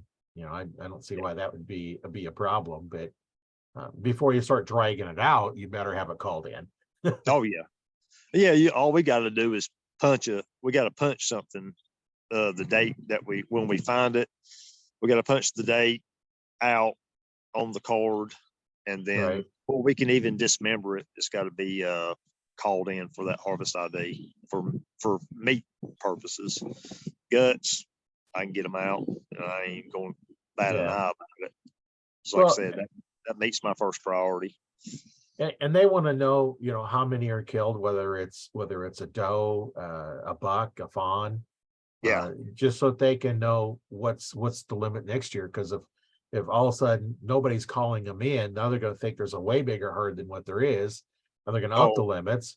You know, so they use the information, not just to see if you're doing it legal or not, but that they'll use it to know what size of herd they have. That we need to kill 100,000 deer this year, and we only killed 80,000. Well, maybe next year we need to make it 120,000. And it's like, okay, well, we killed our 120,000. Well, maybe next year we need to do 100,000. So they kind of bounce it around. They do the same thing in fishing too. Size limits for like bass, is oh all yeah, determined by what the bait fish are doing. yeah. I know here, like I own a property. It's 8.25 acres. Me and my cousin do. We got it through inheritance, and it's got. I mean, I think one year I sat 3 sets. I seen 30 deer roll Oh, through. Yeah, I got a lot of them, yeah, and I even started trying to take fawns to slow the growth on the herd, because once you right. get overpopulation of them, then your greenery and all that's going to get just stripped, and you won't have any cover for any other things. And they'll strip. I had some blackberries down here several years back before we had a tornado come through. It laid down all the trees back here, and I was hunting back here, and the deer, like on the underbrush. So when we get so many deer and they're hungry, they clean out some underbrush in a minute. I mean, it'll Oh be yeah, gone, and if you don't start thinning them out. And when I took 2 deer last year, two does, and come back to see they had 8 more fawns, yearlings. They had quite a bit of fawns last year. I mean, I was seeing 30 and 40 pound fawns before bow season. oh that was, Yeah, that was pretty good size, and yeah. they had a gob of them. I'm like, I thought I was doing something, and when I looked on my game camera, there was about 8 more of them little suckers still there. I can't. It's hard to keep up with if everybody don't, get them thinned down and that'll keep from diseases spreading too. Right. Uh, Well, a lot of people like to only shoot the big bucks, and it's like, well, you can't control a herd with big bucks, because if you got a one buck left, he's going to do as many as he can. yeah. And if you Well, get too everybody many of wants. them, now then they go out nocturnal, and you can't get them. So, Yeah, and besides, I think the does taste better anyway. yeah. I like eating the does. I like eating them about 60 to 100 pounds, which is really higher quality meat than an older deer. Right. It's not as much you got to do, and it's not as gamey, which I don't mind that taste. I got people here that do. My wife won't even touch deer meat, so it don't matter how good it is, and she'll make it. She'll make it for me, but now I get it processed in a way where I can grill most of it. Oh Back yeah. loins, make it into sausage, stuff like that. So, and there's like me and her older son. I'll cook some sausage and I'll tell him, you know, there's some deer meat in there, deer sausage, and he'll come in there and get what he wants when he makes breakfast for himself and all that. So it's you know, pretty good meat, but it's a higher grade of meat Right. than what you would get at a grocery store. I mean, Oh yeah, there's no growth hormones, no antibiotics, and yeah, none of those chemicals added to it. You know, it's all natural organic growth because they're yeah. going to eat the grasses and the crops and stuff. The around here in Nebraska, a lot of our deer are corn or soybean fed. Oh yeah, So a that's lot big. of cornfields. So we have some really good meat out here. Now you go out in western Nebraska where the mule deer are at, and there's a lot of sage and stuff. So Oh yeah, they're a little bit different tasting meat, but um, yeah. Here, what they a lot of deer graze on a lot of different things. I mean, they especially like this little brush. It's got real small leaves. They'll nip the tops off on it, get all the leaves off of it, and that's how I found some deer on game lands, just by looking at the tops of those little bit of brush. I can't remember what it's called, but I start seeing fresh nips. I know they're coming in there. I just got to figure out what time they're coming yeah, in. And if you don't disturb them too bad, they keep the same pattern. If you start disturbing them, they'll start changing their patterns. right. Uh, in this area, it's more of a morning hunt than it is an evening. I've seen bigger deer in the evening, but it's more of a morning type hunt or late afternoon. But you get closer to the evening, you might see one, but it'll be a good sized deer when it comes through, if you see it, if they don't stay in the thick stuff. Because I'm right on the edge of the thick stuff where they Oh come yeah. out. They got a network of trails back in there. It's just you don't know where they're coming from. And the more closer you get to it, the tougher making a shot it is because you got so much stuff in the way. Yeah, it's the deer population starts getting really busy. There's one of the forests here, um, not too far from me here that, back in the 60s and 70s, you couldn't see maybe 20 feet, 30 feet. It was Yeah. just so thick. And they didn't allow hunting there. And they finally had to start having some controlled hunts because you could see 100 yards in the forest now because the Oh deer yeah. just everything that they could reach is gone. They just ate Oh yeah. everything. Yeah, they And will. They'll they went through decimate an like the area. blue tongue and all the diseases. And it's like, they're going to shorten the herd some way. It's going to get reduced one way or another, Oh yeah. Yeah. whether it's diseases or hunting. And at least, you have the herds healthier if you don't have those diseases. And, Yeah, it is. so they started having controlled hunts, and you had to go down and prove you could hit what you're aiming at. And Oh yeah. which is, Yeah. is kind of an interesting story. When I was in one of the archery clubs, we had a broadhead sight-in day where we had broadhead targets at it. Because normally you can't shoot broadheads. Well, they're cardboard targets that get stuck. So we had broadhead targets and we set them up at different ranges, like 10 yards. And I was amazed at how many couldn't even hit the target. Oh yeah. This is a 2-foot square and they're missing the target. Not just hitting the spot, but they're missing the whole target, and just barely keep it in this thing. It's like, and you're ready to go hunt? Yeah. Yeah. A lot of guys don't. That's why a lot of guys went to expandables, a lot less tuning. Uh, Yeah. when it come down to it, I shot my first deer with a nap kill zone. It did its job. I mean, I just got to thinking too many moving parts, and I started going to a fixed blade after that. And then I started figuring out, yeah, you got to start tuning these things to get good air flight. And I had a Magnus Stinger 100 grain, and I shot a slick trick 100 grain standard. And I shot them, I tuned them all the way out to 50 yards, and they were hitting fist size, about size of a heart on the 3D target at 50 yards. I ain't even tried no further than that because I wasn't shooting that far, but Right. I shot a lot then. Didn't have the issues I have now. So uh, I was shooting quite a bit, and I didn't mind shooting a deer at 40 yards. I was pretty much about a 2-inch group at 40 then. Now, I'd just rather be closer and not have to walk as far. Right. And but those broadheads, once they're tuned, they fly. Even the Magnus, I mean, it's a bigger bladed. Uh, I had a 4-blade, had the 2 bleeder blades and the 2 main blades, and it flew just really good out to 50. I didn't have any issues with aeroflight. So tuning your broadheads is a big thing. Even with if you had just a mechanical, I mean, because it's an extra length on your arrow that you didn't normally have with a field tip. Right. Everybody, if you put any broadhead on a Hooter shooter on a shooting machine, they're gonna hit hole to hole. They're gonna match. I don't care what broadhead it is, and it's gonna hit the same holes as a field point. The problem is with us is there's a lot of human error when it comes to shooting a bow. That Hooter shooter doesn't have any error. But every Right. broadhead will shoot hole to hole with a field point. And I had to learn that, not too about a couple years ago. And if you put it on a Hooter shooter and it's got no mistakes, every broadhead's going to fly like a field point. Right.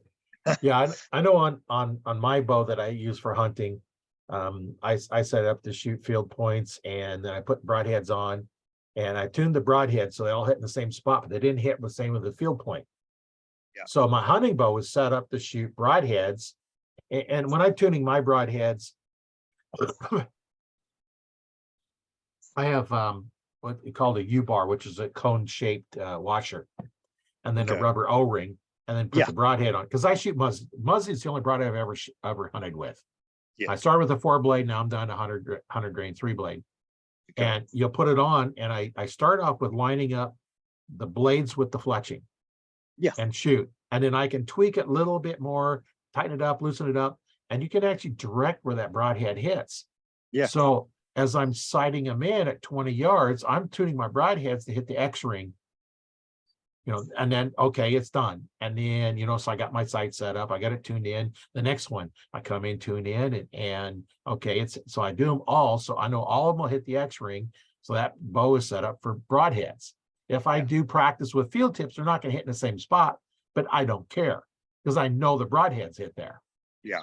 I try to get my broadhead and my field point to fly together within reason. You're going to have some broadheads that's not going to, G-haw per se. You might be trying to shoot a pretty good size cut. You might need a smaller, but I've got enough broadheads here I can play with, and, that I've used for practice heads, and I can figure out what's going to work and what ain't. I want to be kind of within, I don't know, the broadhead being within 2 inches of my field point. But as long as if it drops lower than my field point, if I'd rather it be lined up directly under it, so I'll know how it flies. But that could be just a little bit of tuning your knocking point or D-loop, whatever, bringing it up to bring your field point and your broadhead together. But I try to get them as close as I can, so that way I don't have any question about when I tell you, dude, take a shot, it's going to be there. Yeah, that's why I didn't worry about the field points. I just worried about broadheads. I know it shoots the broadheads like it's supposed to. The pins are lined up. I have another bow that I shoot, I go in 3Ds and stuff. I don't use my hunting bow for that. I have a drop away rest on the other one, and I actually have a set of the Montec G5s mechanicals that I was going to shoot one time when I just didn't have time to, go through and test my, my hunting bow. I was going to use the other one because I need a new string on it, and I hadn't done that in a while. And being a bow tech, yours is the last bow you work on it. I was like, okay, I need a new string. This is starting to get worn out. I need a new string. It's like another year goes by. I need another new string. It's like, oh, I ain't got no choice now. Broke over the winter time. When my hunting bow was setting up. I was like, okay, it broke. Now I got to make a string, and then you go through everything else, and then you got to go through, set them all up, and then the other bow was a new bow, and of course, the strings, I hate to say bad about PSC strings, but they're PSC strings they put on the bows, back 20 years ago. Yeah. On a good day, they were crap. Oh, wow. You know, they Yeah. they just didn't they just weren't very good strings. Now Yeah, there for a most, while they're on the upper end bows, they were putting winner's choice strings on, which no, those were good strings, but the yeah, they're original very one were not very good. And one of my staff shooters, every time we get a new bow in, because about every other year you get a new bow, and he wouldn't even shoot it. It's like, okay, I gotta make him new strings. oh You know, wow. pull off the brand new strings, but the only is because it was just too much work. You know, they seem like they'd never stop stretching or moving, Yeah. and you put them on and it settles down and go. Most factory strings are not all that great. You might get a good year out of it, maybe. I think the best factory string I've shot was the Zebra Hybrid that Matthews had. Yeah, And it actually lasted 2 years. I didn't even, when I sold, I had a Mission, it's one of their 33 axle bows. It had the same cam system as the Chill X and Chill R. And I was a big fan of that weighted cam system. And that string lasted 2 years. And once it settled in, it stayed there.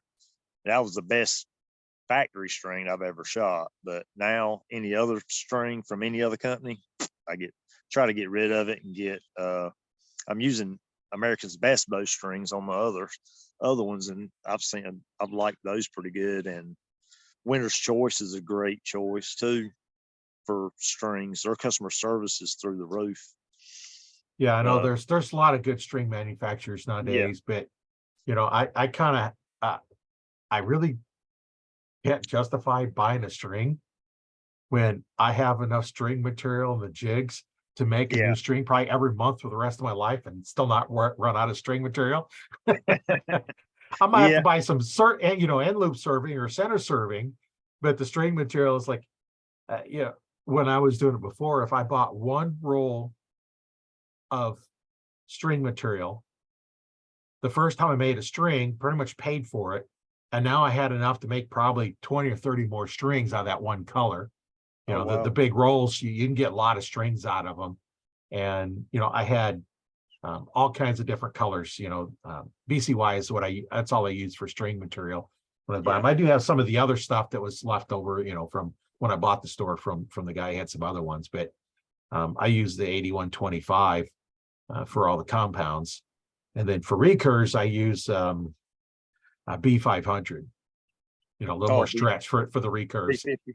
Because Yeah, unless the recurve or longbows specifically and reinforced to take the faster strings, you'll yeah. break the tips off. So I I use just don't I use use the them. D97 on the Yeah, ones that were reinforced. My Bob Lee Black Hawk, I had actual carbon limb tips because the reason carbon's pretty tough, yeah, it's very strong, a lot stronger than wood. So uh, I had the limb tips done in carbon also for that very reason.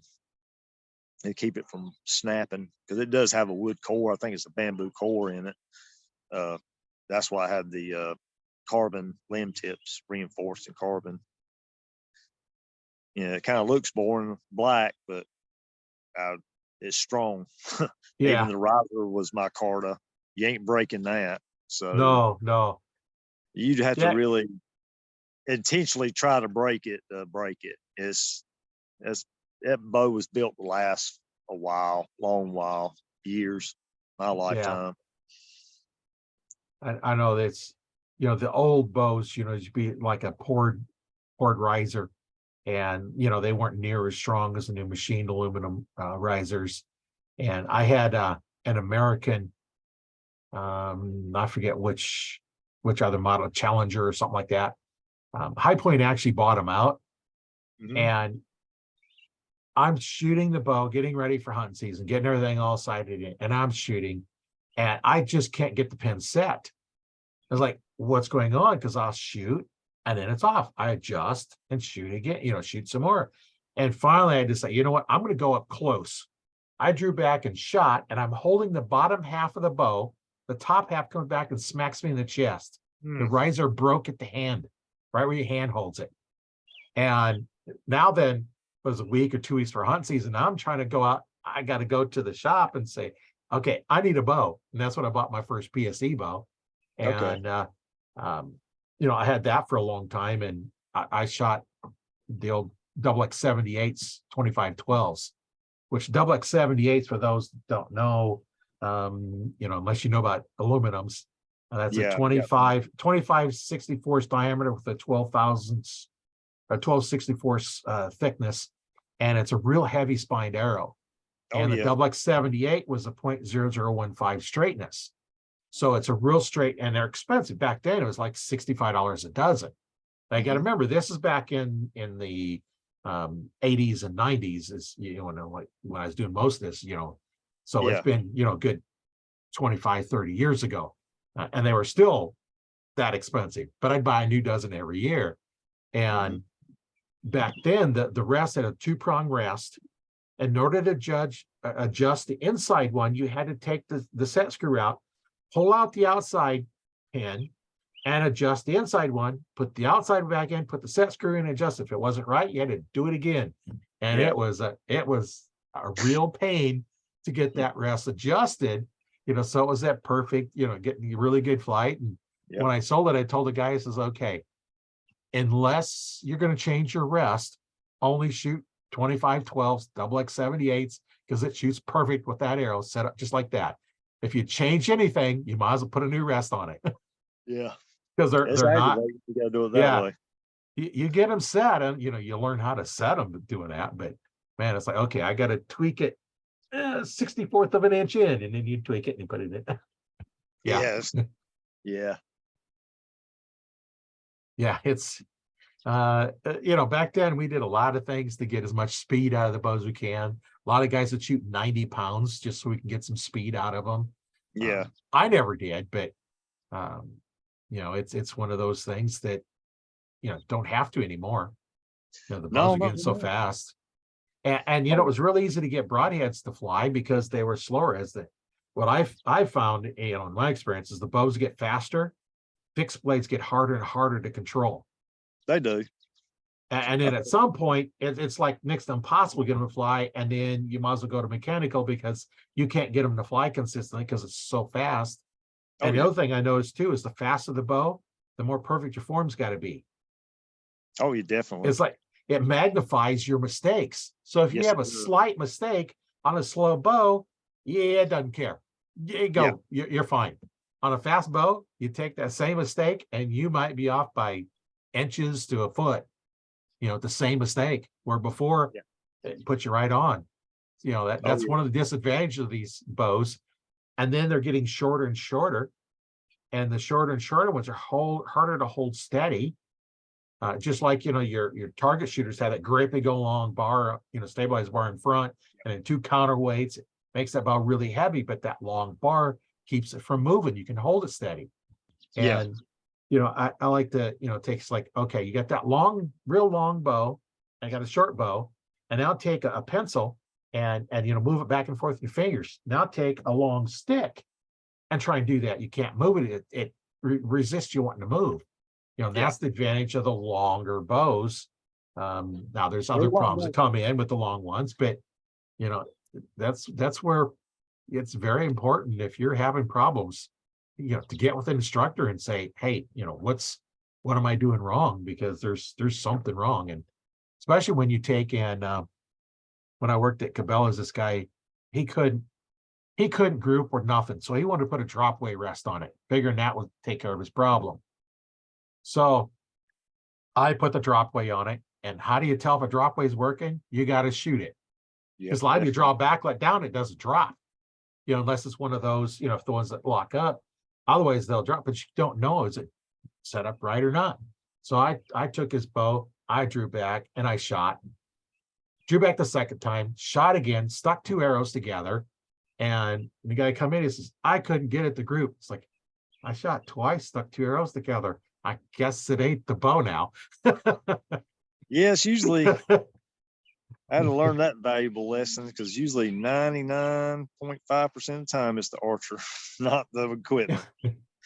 Right. I went to a great extent one day. I thought I couldn't hit nothing with my recurve, and I was like, I'll just retune the arrows and see.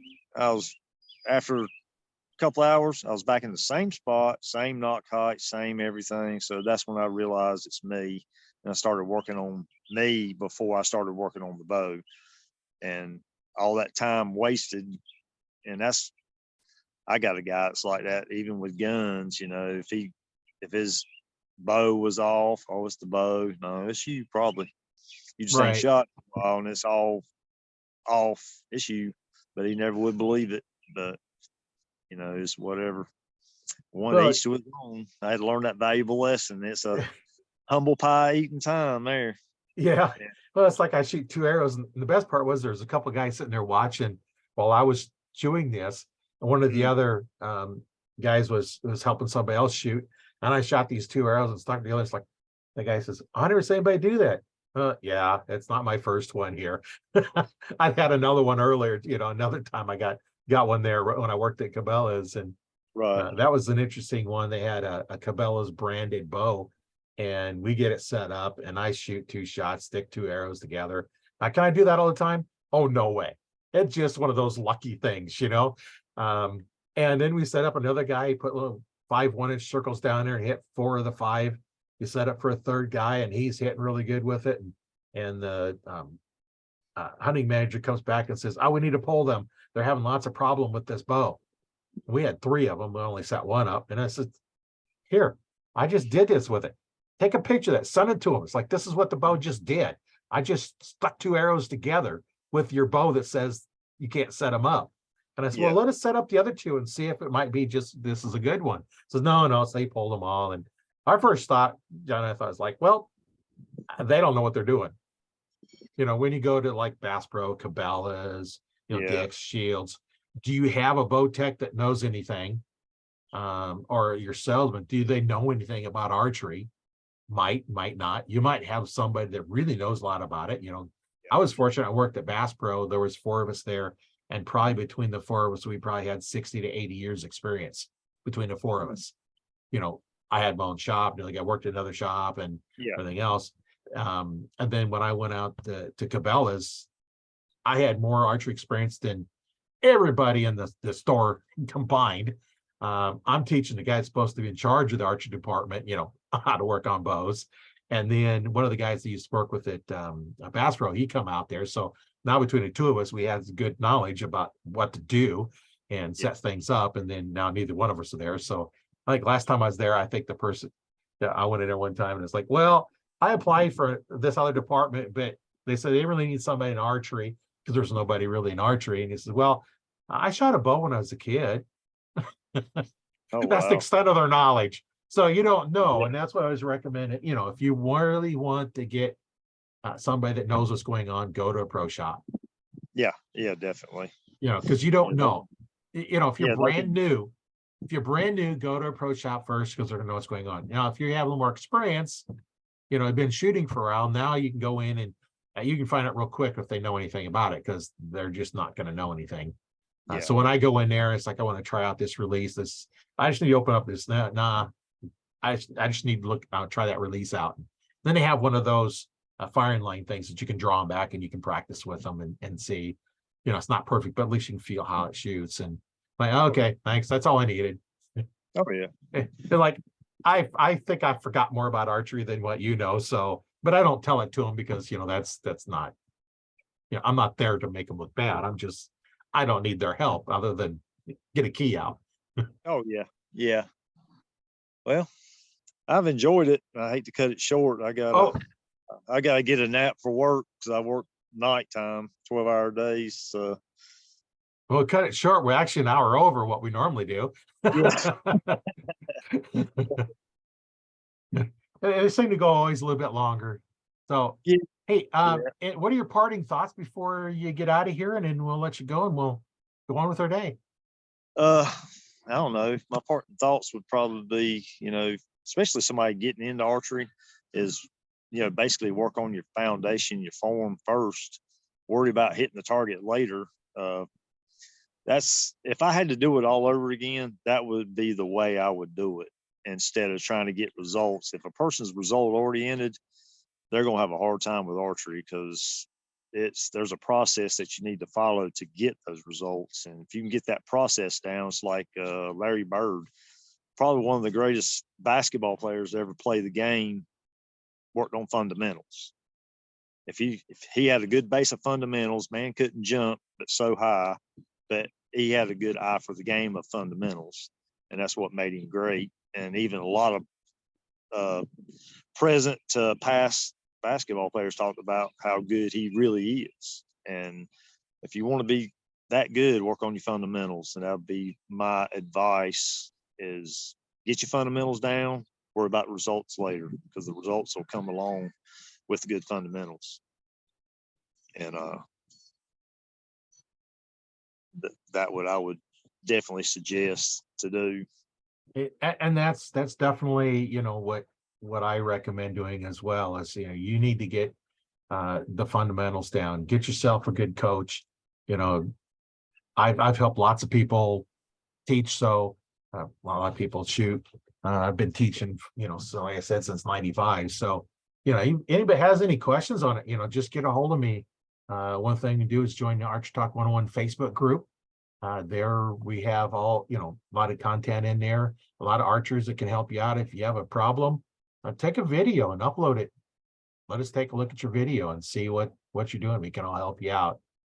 So thanks for being on the show. I really enjoyed talking with you. It's a joy. Real pleasure talking with you. That's why I like doing this. It's a lot of fun, and you know, anybody interested in being a guest on here, do you want to learn archery? You qualify. You know, somebody new, just anywhere from somebody new just getting their first bow to looking to get their first bow to Olympic archer and professional archers. You know, we talk to everybody. You know, that's the only quiet is like, we're going to talk archery. So if you want to talk archery, hey, come join us. We'd love to have you. My name is Roy Canterbury, and I've been the host today on Archery Talk 101, and we'll see you on the next one.